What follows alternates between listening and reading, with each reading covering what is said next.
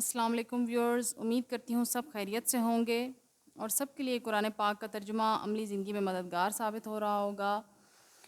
Viewers, چوتھے پارہ کا 14واں رکوع ہم نے شروع کیا تھا اور سورہ النساء ہماری جاری ہے جس کی ہم نے 19 آیتیں مکمل کر لیں۔ آج ہم اس کی 20ویں آیت شروع کرتے ہیں اور دیکھتے ہیں کہ اللہ پاک آگے کیا ارشاد فرماتا ہے۔ اللہ پاک عورتوں کے لیے آسانیاں پیدا فرماتا ہے جو آج ہم کہتے ہیں کہ ہم تنگ ہو گئے گھر میں رہ کے اور ہم طرح طرح کے غلیظ قسم کے نئے نئے اصول قاعدے بنا کر اپنے لیے خود ہی مشکلات پیدا فرما رہی ہیں۔ کاش ہم سمجھ سکیں اللہ پاک کی حکمتوں کو، اللہ پاک کے اصولوں کے پیچھے چھپے ہمارے فائدے کو۔ اللہ پاک ہمیں توفیق عطا فرمائے سمجھنے کی اور اس پر عمل کرنے کی۔ تو آج کا لیسن شروع کرتے ہیں۔ اعوذ باللہ من الشیطان الرجیم، بسم اللہ الرحمن الرحیم۔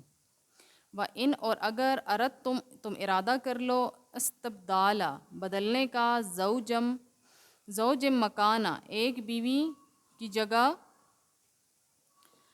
زوجم پہلی بیوی کی جگہ دوسری بیوی، وآتیتم اور دے چکے ہو تم احداہن ان میں سے ایک کو، قنطارن ڈھیروں مال، فلا تاخذوا تو نہ لو منہ اس سے شیئن کوئی چیز،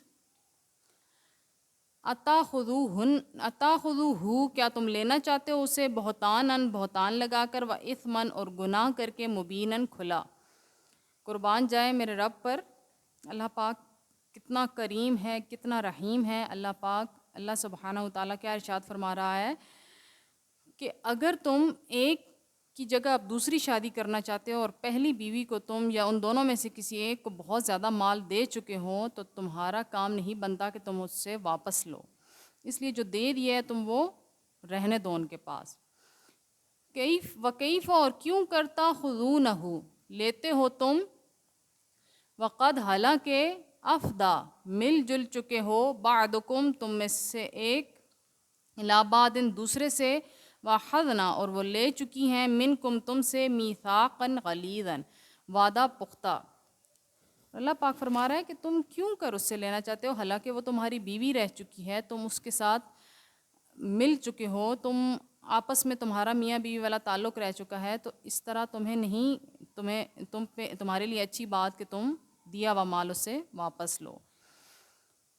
ولا تنکحوا اور نہ نکاح کرو، ما ناکحا جس سے نکاح کر چکے، آباؤکم تمہارے باپ دادا، من النساء عورتوں سے، الا بجز اس کے، ما قد سالفا جو ہو چکا، انہو بے شک یہ، کانا تھا، فاحشتاً بہت بے حیائی، و مقتن اور نفرت کا فعل، وساء سبیلا اور بہت برا طریقہ تھا۔ اب اس میں کیا ذکر ہو رہا ہے جو پہلے بھی ہوا کہ جیسے جب ایک مرد کا انتقال ہو جاتا تو اس کا بیٹا زبردستی اپنی سوتیلی ماں کے ساتھ چاہے تو شادی کر لیتا، چاہے تو اس کو ساری زندگی اسی طرح ذلیل کرتا۔ تو اللہ پاک فرما رہا ہے کہ جس سے تمہارے باپ دادا نکاح کر چکے ہوں تم اس سے بالکل بھی نکاح نہ کرو۔